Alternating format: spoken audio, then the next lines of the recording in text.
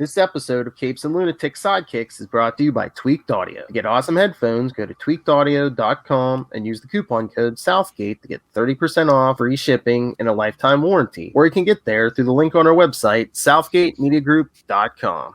This is Phil Perich, and you're listening to the Capes and Lunatics Sidekicks Podcast. I'm here for Peter. Listen to that enunciation. Capes and Lunatics 2.0, baby. Yeah, that's a new recording. He's almost a man. He's growing up every day. Only 8 more years till he drives. But anyway, welcome back to the Ultimate Spider Cast, the final chapter of Trinity Century. I am Phil. Joining me as always, she who is a millennial. I don't know. It is. Hey y'all, it's Lilith Hellfire. She's the Turner of the last century. Oh, and our special guest, who mustaches himself like Trinity Century. It is Charlie, the Professor Essa. Instead of the mannequin, he has Tristan on a tandem. Yes. Except Tristan's head is not a bomb. That we know of. oh. Tristan's a highly sophisticated android Charlie made. Okay. Well, biologically. Nice. Anyways. So it's very apropos that Charlie Esser's here. Well, again, it's Superior Spider-Man number 9 we're going to be covering, but I think we might have... Who else could we get? I think we may have talked about this when it came out new, Charlie, because it was only in 2019. Of course we did. Yes, this was... Yes. And in fact, I used my Marvel Unlimited app to go read it again, but I realized, I could actually have just gone into the codes for the original one and read it again there. That's right. Yeah, we have 2 places we could read this at. Yes. Yeah, but then I'd have to scroll. I don't think the Marvel digital app is good for searching. No.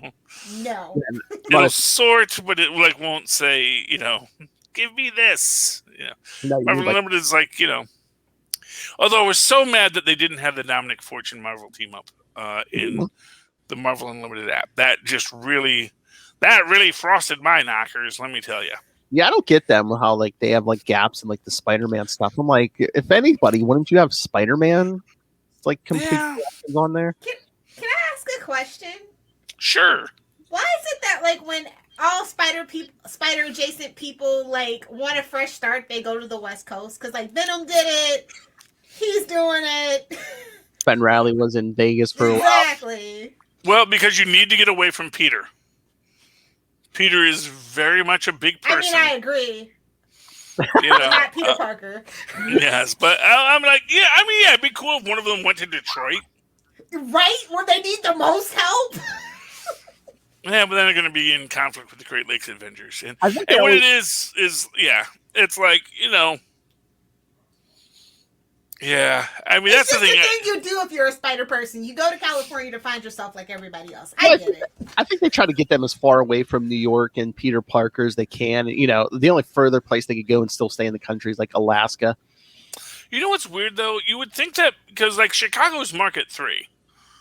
So you'd think you'd get more superheroes in Chicago. There's enough gun violence, yeah. Yeah, well, I'm just saying there's a lot of people in Chicago. It's a big tall buildings. You could do a lot of superheroing in Chicago. No one ever superheroes in Chicago. They're all afraid to. Why did your eye drift over to Black Box? Is that secretly Gotham? Batman's stay out of Chicago. No, actually, if I was going to be really deep dive, I'd say it's because Polar Man is in Chicago. You're weak sauce. That's a BBC film, a TV show called My Hero about Solar Man, and Polar Man was the American superhero from Chicago who loses his powers and then actually has to be a bureaucrat in the superhero. It's a fun thing. Look up My Hero. It's a really good series. It's basically Superman and Lois, but played for laughs, and they do it well. Sorry to derail this so soon. It's just an interesting thing that I see happen to spider adjacent heroes that I don't know. Well, because half the population's over on the West Coast, and so you have to go over there too. I guess that's the answer. Tony Stark's out there. There is an Avengers franchise. And then you always feel like they get a Spider-Person or somebody over there. They're going to try to form a West Coast Avengers or something around them. Well, I think the central idea is that you're going to where there's not an already established superhero presence. So a place like San Francisco is a place without a superhero presence. And so the idea of going there means that you can sort of make your own superhero identity. Because wasn't Daredevil in San Francisco too? Or was he in? Yeah, he was in San Francisco. Yeah. Mm-hmm. And also artists like to draw the Golden Gate Bridge. Sure. If you really want to get deep into it, Lilith, reason. They love those bridges. They like to draw. Where else are you going to throw someone off of? Exactly. They like to draw interesting architecture, and so it's like, okay, so we can draw some stuff in San Francisco. Can draw LA. We can draw Las Vegas because that's got really great architecture. You say unless you're Peter David and you have everyone in Vegas, Gray Hall, Ben Riley. Oh yes. By the way, tomorrow we got to talk about the Peter David reference and the beer bottle. Yeah. Same Peter David. Can that was a tall boy, 24 ouncer, like I like. Same Peter David. Yeah. Yes. Anyway. But no, this is actually really cool. This is a cool episode because it is it's a Otto. It's a good one, but it's kind of the best one that we've done. I'm not hands down. It's pretty. I mean, it's very good considering it's like a bridging issue because it comes right after that War of the Realms stuff, and then it's leading you into the last 3 issues of this series because yes, it ended at 12. Yeah, I mean it is. Yeah, well, it's Otto dealing with the fact that you can't be a superhero and save everyone. But why not? And why should we honor a superhero when people are still dying? If you have this power, it's literally this idea that you can imagine Superman goes through every day. It's like, there's a Saturday Night Live sketch when Jerry Seinfeld was hosting where he plays Superman on the call-in radio. And they make this point, it's like, hey, couldn't Superman, because there was a garbage strike, couldn't Superman just gather up all the garbage during the garbage strike and just throw it into the sun or something? And it's, which is, of course, Jerry Seinfeld Superman, he's like, hey, it's not my job. Blah, blah, blah.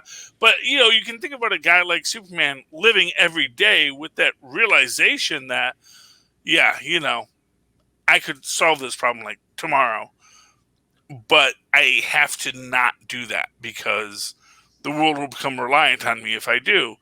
And, and then you have people who aren't Superman, like Otto Octavius, who want to do that, but physically can't and have to acknowledge the limitations of their own abilities, which is in its own way even harder, I think, especially for a guy like Otto. Well, and he's coming to grips with all these newfound emotions, and he wants to be a hero. And it's like, well, before he considered himself perfect, and it's like, hey, it was all pass and fail.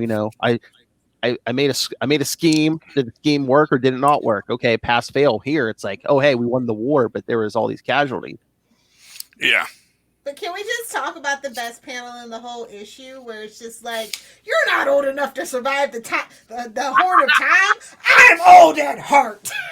Yes. Yeah, we know that Lilith would be invulnerable as well. I'm just old at this point. It's okay. I've accepted it. I love it. See, I would argue that's not the best. I would argue the point when Otto says, you don't look like you're old enough to remember the last turn of the century. And you're going to say, oh, that it was so great in the 1900s. And then, you look exactly like all the hipsters. He's like, I'm not a hipster. I don't do it ironically. But then again, neither do hipsters. They actually love twirling mustaches like myself. I mean, I wish we would have gotten the story. I mean, Turner throws out that line, "I was resurrected by Dormammu." It's like, oh, come on, you know. Promises. Who do we have to act to get that story? Oh no, there were lots of villains resurrected by Dormammu. That was part of that was Under Siege. Oh, okay. Yeah, no, that was a whole thing. Basically, the Hood. Okay. Yeah, because the Hood basically Oh, so they were playing off when he said he was. So he actually was right. Remember in the first issue when they talk about it, they kind of just glossed it over that we discussed.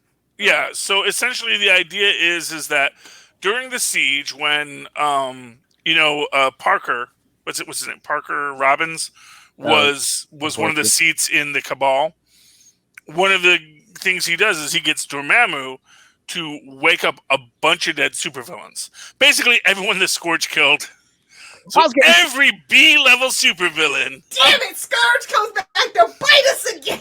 Well, that's what I was going to say. I'm like, Dormammu's undoing all the holy work that Scourge did, you know. On behalf of the Red Skull, though. So, holy work is a very, very open-ended question, I mean, because remember who was the first? Well, actually, no. The first victim of the Scourge was Mr. Miracle, but I think the second one was actually the Russian Red Skull. One of them, yeah. But I mean, in that one Captain America issue, he took out 19. He took out like 19 villains at the same time. I mean, even Frank Castle's never done that. Well, no, because Frank Castle was bad at his job. Mercy bullets, Will. I don't think Frank Castle's never taken out 19 guys at the same time.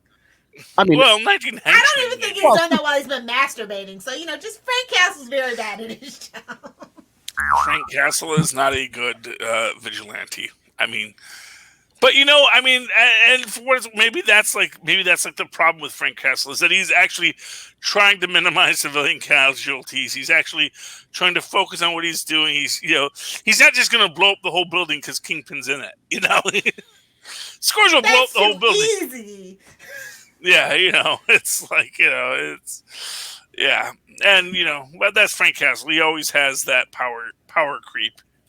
I'm so glad I got to take a drink in this issue, by the way, because we get power and responsibility. So Peter comes and talks to Otto about I can't get away from it even in this book. Peter comes to talk to the San Francisco Spider-Man. Yeah, although to be fair. Watch those alphabets. To be fair, Peter doesn't say power responsibility. Otto just says, "Don't come at me with that power responsibility nonsense." Finally, someone says it, bro. That's all I'm saying. Well, when it comes, Otto's literally been in his head. He's like, "Yeah, I know." Yeah, well, that's the thing. I know. I mean, that's the thing of it, is that Otto is trying to deal with the fact that life isn't easy, that humans don't live in as Maz and I were just discussing, the world is not an on and off thing. The world is not an on and off switch, it's a dimmer switch. It's a constant gradation of this or that. And there's not there are no natural lines in the universe.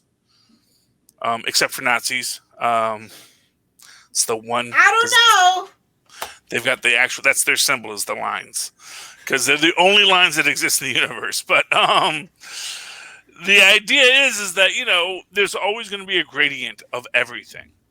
And it's hard for Otto, who has been living on ones and zeros his whole life, to understand that idea that there is a gradient, that you can be better.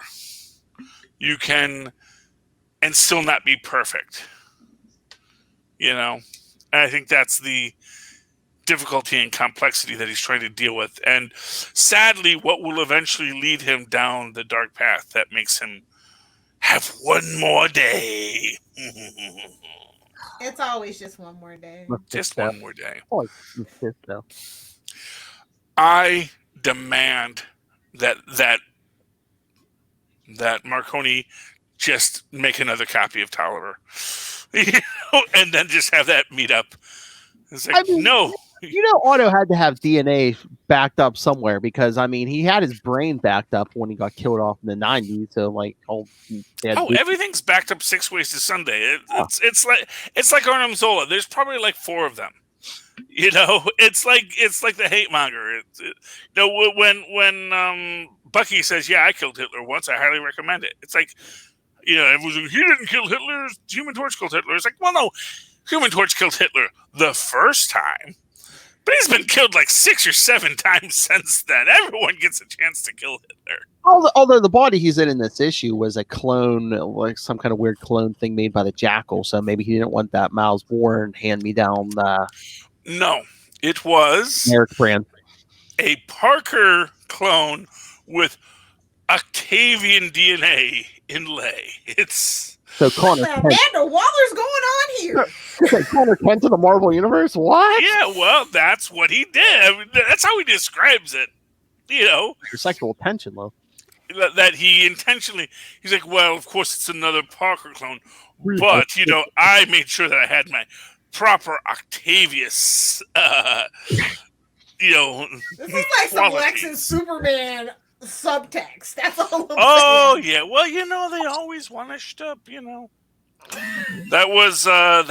You know, I'm gonna need that as a drop, please. Well, you know, the great David F. Walker had a post today where he's like, you know, he was very overwhelmed by the reality that, you know, he had, you know, had a moment of epiphany that really reminded him of his creative strengths and powers. But then, you know, that disappointment when he realizes they're never going to let him write a story where Popeye and Bluto are lovers. And you know what? Fair enough. But he jumped right in there and said, just change the names. Well, yeah, you know. Well, I said, you know, but maybe Popeye and Pluto could be lovers. Maybe that's the story. I'm just saying the Popeye-Bluto dynamic, with, you know, not for nothing, with the olive oil in there, you know. Because you need olive oil for lubrication. I knew where it was going. Hey, it makes the Devil's Triangle work. That's all I'm saying. I like the emotion out of Otto and Superior Spider-Man. I really do. It's something I don't really generally do. So I did like this book a lot. And I like the juxtaposition of Eternity Century as like the 3-page villain that he was. Yeah. Hey, we finally found out what that mannequin was for. Yeah. I was like, okay. Got a bomb for a head. I like my idea better, but it's got a fuse bomb for a head, which is also kind of in its own weirdness there. It's like, it's just a big old cherry bomb, you know? Dynamite. Yes. You know, honestly, when you're called Eternity Century and you're on a flying bicycle, are you really Eternity Century? It's like, is your chick what century? Well, that's the thing, you know. It's like Kang; he's the turner of the 7 centuries ahead, you know. Well, this was like the difference between Peter and Otto, because, like, you know, when Turner's like, "I will kill you all with fire," like, you know, Peter would have some kind of joke. Otto's like, "That's not an expression that was used in the 1800s. Your persona is undone." He heckled him. The what I call the Terry McGinnis school of fighting villains. He heckled him. Exactly. Take your avocado toast flavored duck face narcissism with you. Burn! Burn 21st century. Can't read this on TikTok. Too many people would be offended. That is the problem with Eternity Century. He waited too long. Everything that he's again, I'm like, outside of like the phones, everything's pretty much the same. What do you mean, guys? Well, you know, he's railing against something that doesn't exist. But then again, isn't that all supervillains? Aren't all you know, as an example, you know, I've made several posts about this, you know, because there's always this thing about, you know, a cartoon where look at all these children looking at their iPhones at the playground, and isn't that sad? And I just think, like, yes, let me take a moment to stare into my phone and complain to other old people about how sad it is that all children do is look at their phones and complain about things. They're wasting their youth, Charlie. He's already wasted his youth. Hey, the kids aren't on their phones as much as the old people because they can use more than one finger at a time. Nice. No, proper phone person is just using their thumbs. You never do this. That's I'll let the old people. Ew. No, you don't want. You do this. Yep. Two sides on your QWERTY keyboard. That's a BlackBerry, darling. That's a sidekick. That's I don't know how to tell you. Well, you still have a QWERTY keyboard, even when you're, or some other keyboard if you want an alphabetical keyboard. I mean, nobody's doing this one-handed. Welcome to the BlackBerry Sidekick Podcast. I'm just saying. I had those. I love them, but it's a time and a place. 2021 ain't it? No. I mean, hey, I'm old, so I do like a physical key that I hear a click with. But I've adapted to the idea that there's just a simulation of a keyboard. I'm just like one-handing it. I'm just like, what is this? I haven't done that since my BlackBerry. I don't know what that is. Lilith is like drinking. Like literally, I'm like. Lilith is in the car, drinking a coffee with one hand, typing with the other, steering with her knees. What? Actually, no. You use voice to text when you drive. True. Be safe and be responsible. Yes. I don't actually even answer my text messages on my phone while I'm driving because. Same. You can wait till I get home. The weirdest thing about voice to text is literally there was a commercial that came out like 6 months before voice to text became a big thing that was making fun of the idea of voice to text, which is like, I just talk into my phone and that texts what I want to text, so I don't have to text. I just talk and it texts. But of course, then all the autocorrect. They were laggards. They weren't early adapters. You see. Yeah. Well, it was just weird. It's just something that always struck me as funny, just because voice to text eventually became a very real thing, but still autocorrect was a constant threat. And if you have Apple, it's awful. No offense, Philip. No one buys Apple, Lilith. 10% of the phone population is Apple. I don't believe that. I believe Apple is just a I believe it because I go out in public. I know. I watch. I see that's your first mistake. Don't go out. A lot of their money. I'm kidding. There's nothing good that goes on in public. That's all I'm saying. You can be serious about it. Turn of the century. Speak of a turn of the century thing to say.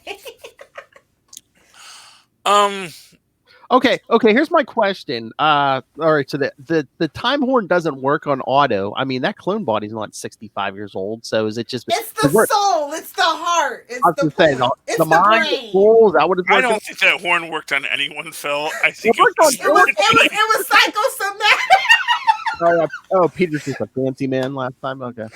It was psychosomatic, like all Spider-Man related things. Yeah. I mean, exactly what that horn was supposed to do. It's like, somebody took his money. I guarantee. Yeah, I think it was like, this will kill all the kids. I don't know. Sure, why not? Or I mean, he bullions. Yeah, give it to me. Or I mean, he was killed a couple decades ago. The batteries on that thing probably ran out or something. Yeah, well, I mean, just the idea that, because it doesn't even seem to kill anyone that's around them. So it's not like you see like, oh, my ears are, it's not like, God Loves Man Kills where everyone's ears are bleeding. And it's like, it sounded like it made a really annoying loud noise that caused people to run. And Otto just like punched him out anyway. It was a train horn. It was sad. But then again, Turn of the Century is literally a villain that was created to be a really sad villain. He is created to be sad. I mean, he was his first appearance. He's getting beaten up by Dominic Fortune. Exactly. His second, actually, he was a Spider-Woman villain first. Oh, he was. Oh, okay, my mistake. But no, she didn't get to do much for whatever reason. But again, he is such an effortless villain. They even mention it here. It's like Peter's like, oh, I haven't seen. Last time I saw you're getting beat up by a senior citizen. Dominic Fortune. They're like, yeah, last time Peter saw him was in 1982. Yes. Well, that's your like my mustache is waxed to perfection. Their unruly beards are filthy. That's sad. Because first of all, again, it assumes that that real hipsters don't wax to perfection. Whoa. And to be fair, unruly birds were kind of a common trait in the 19th century, you know? I mean, that's the thing. It's like, you know, men had big bushy beards that they barely combed. That was the 1890s, man. I mean, pirates are.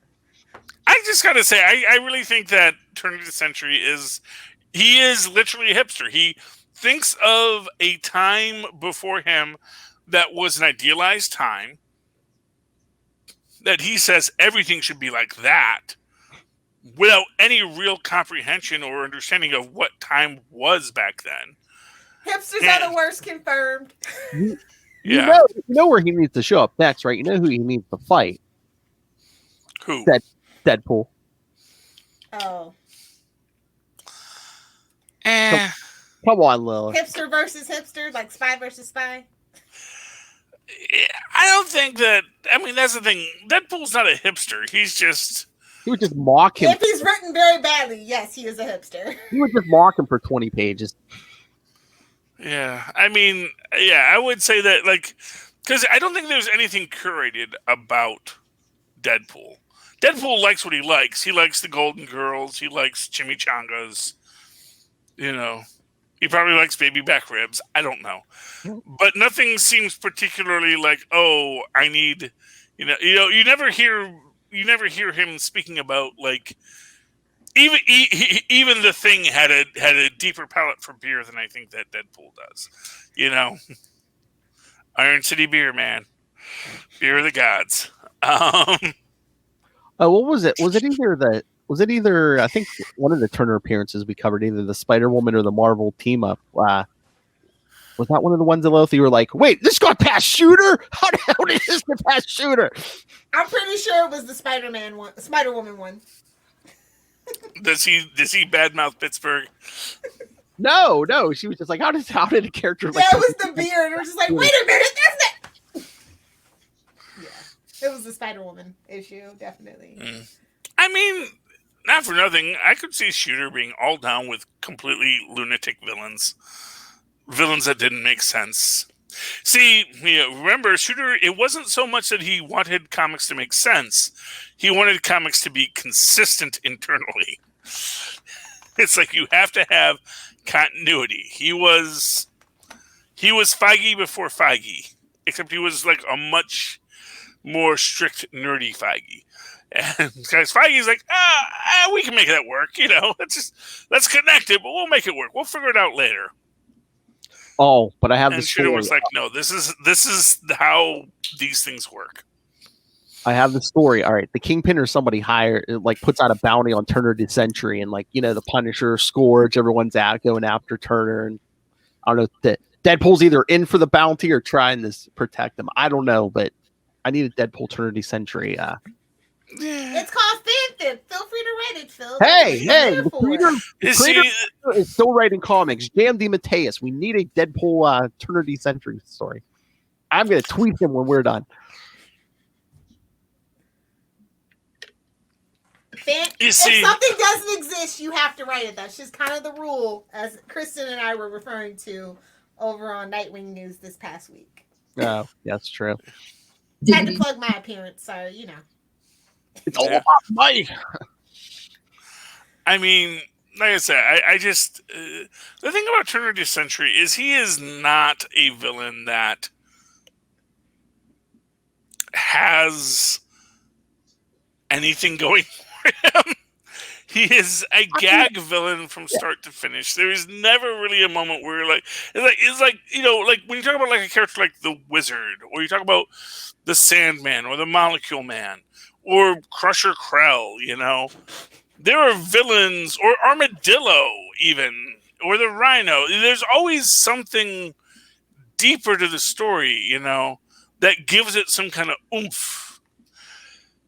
I don't think we ever get any oomph in Turner of the Century. We don't. He's just kind of a gag, and I'm like, and it's always like another more interesting villain at the end of the issue. Like, well, I wish we would have had more Spiders Man. Well, Spiders Man, we always need more Spiders Man. I mean, like Man Bat. You're like, yes. You know, there's a Man-Bat comic out now. Really? It was issue 3. I would have picked it up except it was issue 3. And I was like, Man-Bat, issue 3. I'm like, what are they doing with Man-Bat? I don't know. Apparently something. Well, any new book they put out now has to be tied to Batman somehow, even if it's like Joker. Oh, people are going to be disappointed as hell. I'm like, wait a minute. Damn hipsters don't even know who Man-Bat is, to quote the lovely Gail Simone. Anyway. He's busy talking about... That's my one kind of gripe when you see Turn of the Century show up, you know he's only going to be there for a few pages, and there's a much more interesting villain at the end of the book. Yeah. He's kind of... But you said it was a bridging issue, so it kind of makes sense. Like, they probably needed some humor, things like that. He's a joke. Turn of the Century's a joke. Well, like you were saying, is he like a palate cleanser? Is he a speed bump, to slow so we don't get to the end of this issue too quickly? Heck, I could have used more kissing, to be honest. Whoa! There was no need for Turn of the Century to be in this issue. There, I said it. Well, you know what you needed? You needed someone that Otto could smack around and get his aggressions out with. Because otherwise he would have wound up fighting Spider-Man. True. That's the idea. It's like, okay, we need someone that who's just annoying. That Peter will be like, yeah, go ahead, beat the guy. You know, go ahead. Yeah. Well, it's the idea that he's just, and now you're making me feel bad for the poor guy because he exists. He's a which makes bag. which makes me wonder if there's someone out there that's going to see. That's the thing is, like, does he rate to that Batroc level where someone is going to say, I'm going to tell you the Turn of the Century story, the way that people have done with Batroc recently. Matt Kona. Somebody page Matt Kona. Is there someone that wants to tell, here's the thing. Here's how you can tell Turn of the Century story well, is he's actually a king. But instead of being obsessed with Egypt, it's like, yes, 1898. That's the time to be alive. I mean, that would be a retcon that makes sense if he was like a time travel, or if he just got like Captain America and like frozen for the last 100 years or something. Yeah, but the idea, and that would also explain all of his weird high-tech stuff, even though he's totally steampunk, that he's basically a steampunk king. That is like the super secret origin of Turn of the Century that we need. Well, that's the thing. They just have never fleshed them out enough because it's like, oh, that was a better time. Why? Because it was. Because it was. Can I get my drop, please? It's not even my drop, but because it was. Bitches. No, I insert the D. That makes it not dirty. It's okay. It's not like Rob's gonna listen to this. No, I know, but it is just it is. But that's the thing. He's a character that exists, and like I said, I think that most other characters, he's actually kind of interesting in the fact that I don't think there is love for Turn of the Century.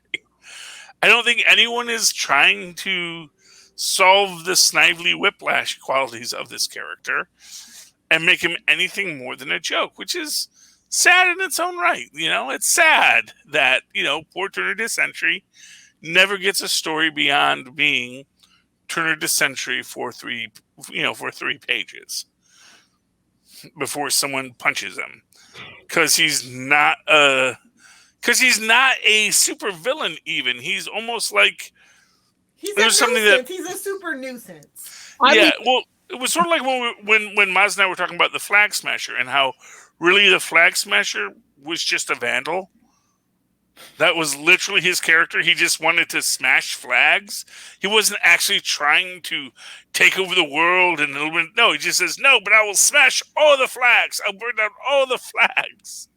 All the flags will be gone. And then everyone will say, well, now that we don't have flags, we'll just be a utopia.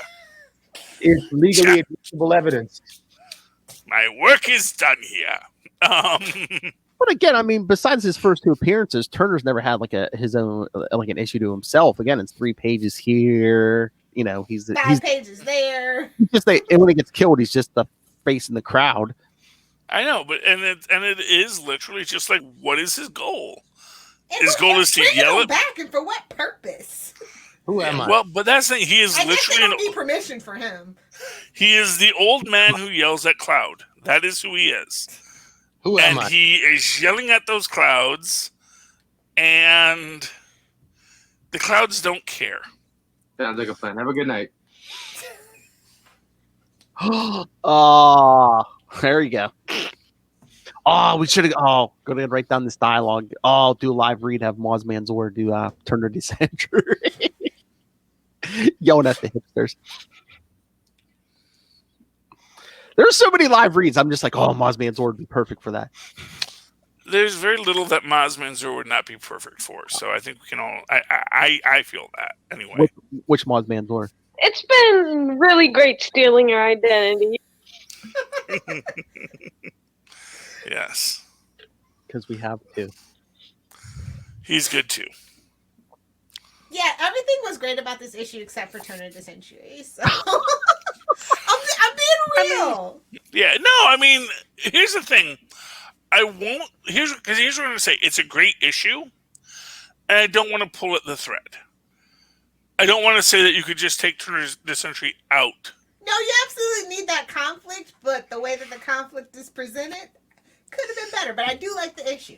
And again, it's a little bit. Although, again, like I would say, I think that's very consistent with who Turn of the Century is. It is, very much so. It's like, yeah, that's who that guy is. And again, too, there's a lot of talking in this issue. You get a little bit of action plus comedic relief.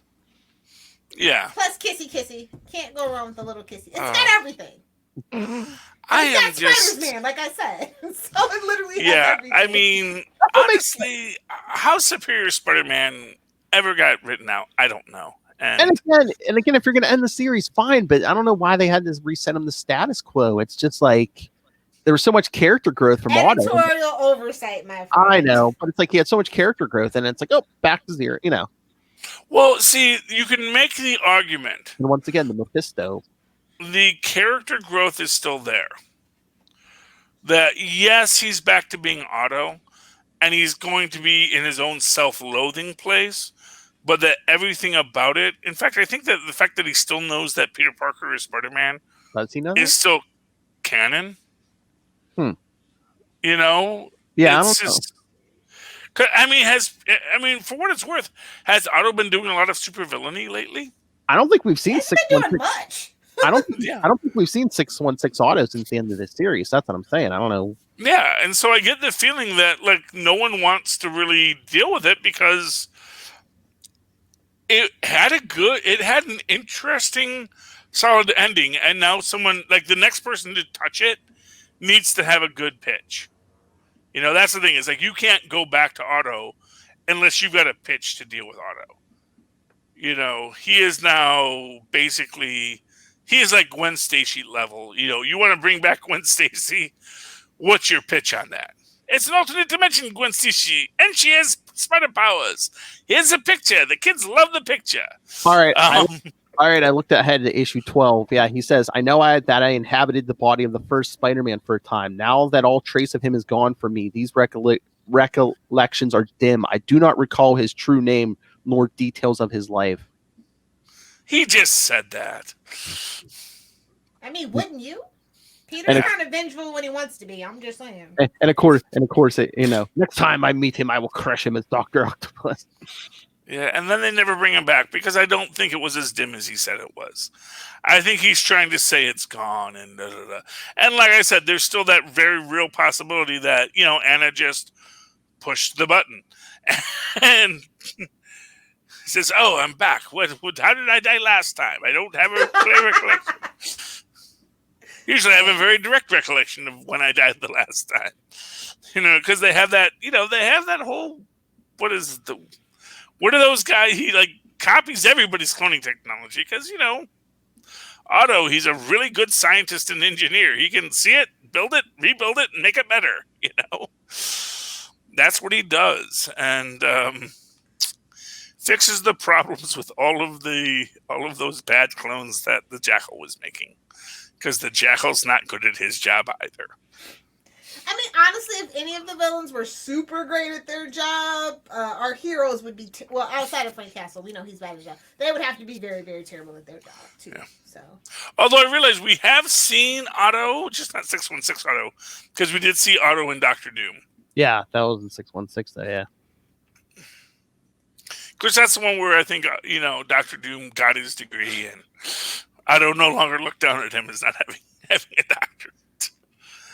Oh. Yes. But yeah, there is even a clone of him running around, of Otto, because remember he faked that Norman in that last issue with like a Tolliver clone, so it's like there's DNA, because I think they buried it. They had a funeral for Elliot Tolliver, so yeah. Well, like Charlie said, it's like, why can't you do both? Why can't you have a clone of Superior Spider-Man running around, and then you could still have Otto? Who do you think he is, Peter Parker? You think we need another? Well, but the idea is, Miles Morales is getting a clone. Yeah, I was gonna say Miles Morales. And to be fair, see, that's the thing is like Maria could go back to because Maria knows where all the bases are. Mm-hmm. So Maria's gonna go in. She's gonna go into the bases. Push the buttons.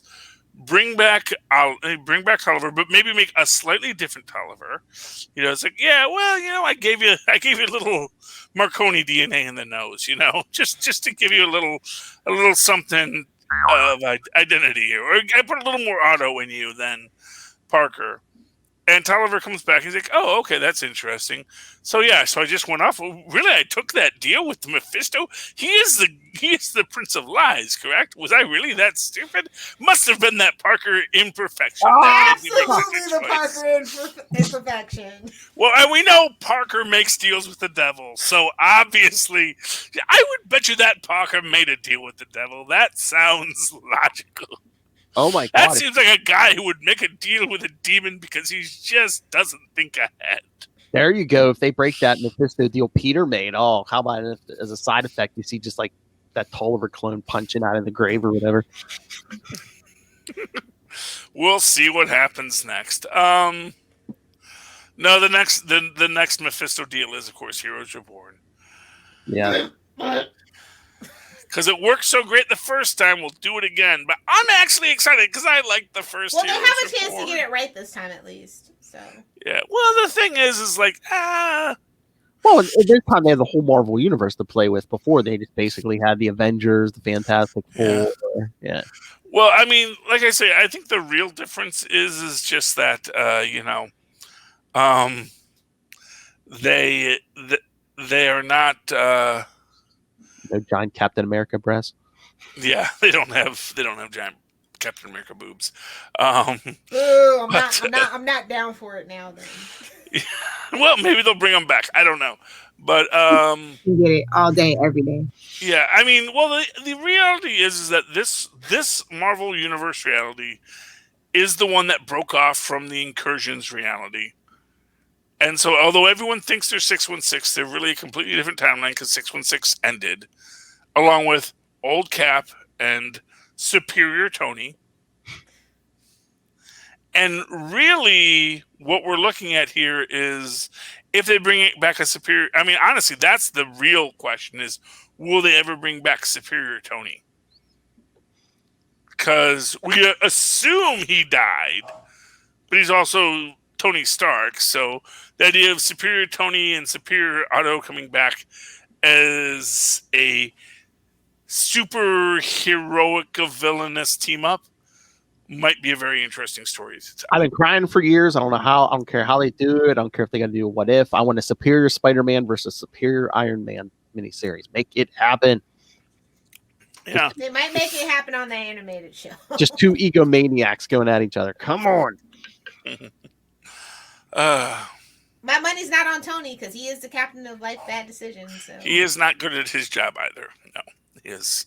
It helps me born rich. That's the lesson of Tony Stark. If you're born rich, you can make a lot of mistakes. Well, and I mean, when he got superiorized, wasn't he just like drinking more and like sleeping with more people? Which it was just Tony Stark. Well, he was no Tony to the max. What he was not caring about how the choices he made affected other people. Oh yeah, we call pulling an Oliver Queen. Yeah, it was sort of so like when he deals with Teen Abomination. Yes. It's like, yeah, he's helping Teen Abomination, but he's also doing things to Teen Abomination that could very easily kill him. But he doesn't care because, well, it'll probably kill him because I'm Tony Stark and I am always right. So, problem solved. Gimme. Anyway. All right. I was going to say, should we cut this here? Because, there really wasn't definitely. as much Turner here as there was been in the other two issues. So. Yeah, He's a clown. but so much of He other failed. people that are more interesting. So, that's the thing. It's like 30th century. Oh, he was here and then he did a thing. And now let's talk about everyone that's interesting in this story. That he had no effect on. None whatsoever. I mean, our first episode of Turner, I think, was 35 minutes, Lilith, and then last week we did like another issue along with the Turner issue, so it stretched it out a little more. So yeah, Definitely. I think we hit on all the good things. Charlie made some excellent points, as he always does. He kind of thinks outside the box, which is why we're so glad to have him. Happy to be here. he's the oldies. He's a superior expert. So Exactly. And Charlie Esser, we will invite you back in October on Ultimate Spider Cast for our Doc October. All Otto Octavius stories. I'll be there as much as I can, man. You invite me, I'll be there. Even if you can't, feedback would be appreciated. Yes. I will make it a point. I'm trying to remember. I think we got his first appearance. I think we have the Mary Aunt May appearance. Yes. Mary Aunt May. Yes. True love. I'm love. with Charlie on that one. Like, Yeah, it's like screw you, Nathan. Screw you, Uncle Ben. Whoa. Talk to Mephisto like that. Mephisto turned him back, man. He gave him that chubby body. He's like, too close, man. To be fair, we all assume Aunt May isn't Mephisto. That's what I was thinking. We had that discussion as May Mephisto. I told you that would be make the deal and keep me alive, you idiot. I told you that would be the ultimate prank, man. She tricked him into saving his life. Make the deal to save her life. She's like, okay, kid. I'm 90. What are you doing? She's like way more than 90 at this point. I know they've been de-aging her, but so wait, so how old is Aunt May all along? So how old's Otto supposed to be, or is he just the young guy marrying the much older woman for her nuclear reactor? I always read Otto as like being in his 50s. Yeah, I mean, he's definitely, Aunt May, I think he's got a PhD, so he's definitely. Yeah, I mean, Aunt May was drawn in a fragile way, but I think that she's at most 10 years old. She pulls a lot of guys, so it's something about Aunt May's aura. Well, she's very slender. She's flexible. very effete. Speaking of all, I'm just saying, makes a guy feel big when he's with a slender lady. I'm just saying. Whoa! Not that that's a good. I'm just saying. I'm not shaming anyone on that. I'm just saying, she's gonna pull in people because she takes care of herself and she always had her hair up in that nice neat bun. She owns her own home in Long Island. No, Queens. My bad. No, my Queens, which is even better. Yeah, that's why Queens is better. Yeah, that's like $1 million home. That not even Flushings. No offense to Flushings. I'm just saying. Yeah, no, but you put your hair up in that bun, it's gonna make men go, I want to pull that pin out, man, and just let the grenade fall. Boy, I thought Turner was going to be the most controversial thing we talked about tonight. On that note, we should go before we get canceled. All right, kiddies. Yeah, so next week will be the last episode of the month again. So more Scarlet Spider with me, Ray, and Matt. It'll be Maximum Clonage, and then back here next month. That's right. It'll be May. So we'll be doing our May Day May. We'll be doing a bunch of Spider Girls. So yeah, come on. You guys have to decide on the costume. Miles Morales, Spider Ghost, or just regular Peter Parker Spider-Man. Who for you? Mm-hmm. You're the Gwen. Every episode, you gotta pick. Oh, all right. One for each one. Okay. So yes. So that man can write it off of my taxes. Oh. Okay. Wait, we're getting paid. Anyway, so yes, She is. send your thoughts on the upcoming issues. So what look should Lilith Hellfire do? Talk to your accountant, buddy. What is Aunt May's favorite positions? Email us, capesandlunatics@gmail.com, or call the voicemail 614-382-2737. That's 614-38-CAPES. And remember to follow Ultimate Spider-Cast on Facebook, Twitter. Find links to all of the social media for all of our various shows, links to this YouTube, links to merch, links to the page. Stay hydrated. Links to our Patreon, links to the Southgate Media Group Patreon. Yeah. Links to everything all in one place. That's Linktree, linktr.ee/capesandlunatics. And please remember to support our sponsors. You want to hear that time horn and crystal clear HD quality? Get yourself some tweaked audio headphones. Like the You don't want to be bad at your job like Frank Castle. Help Michelle Gray hunt some killers. Yes. She's a very competent crime fighter. You can use the coupon code Southgate at either of those sites to get a steep discount. But I don't want any of that. What else you got? Yeah.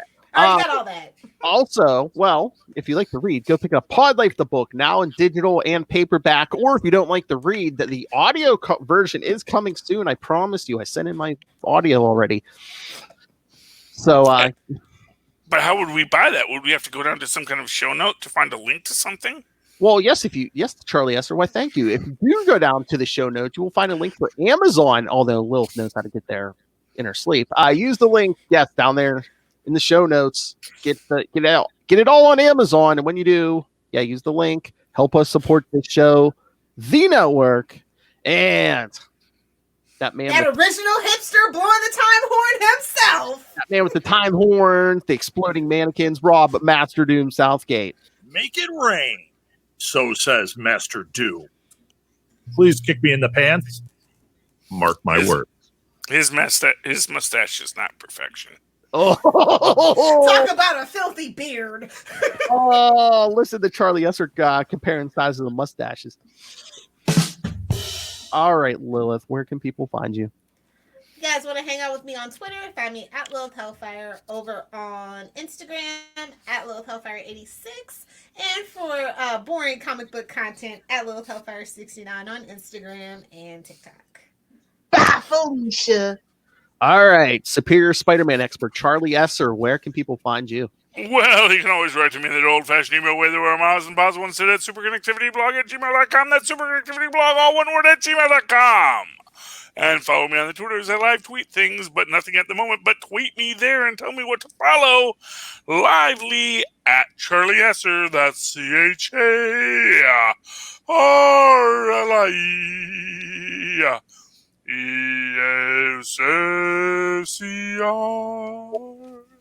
Look for the two E's in the middle. For quality. Bing. Thank you, Maz. All right, kiddies. Thanks for joining us, you millennial trash. Come back next time for, again, 1 week maximum clonage, followed by Mayday May. First couple issues of her own. Send me your feedback. And which costumes will Hellfire wear the week in May. But until then, I think she should wear Green Lantern costumes. Flip. I think I'm just going to go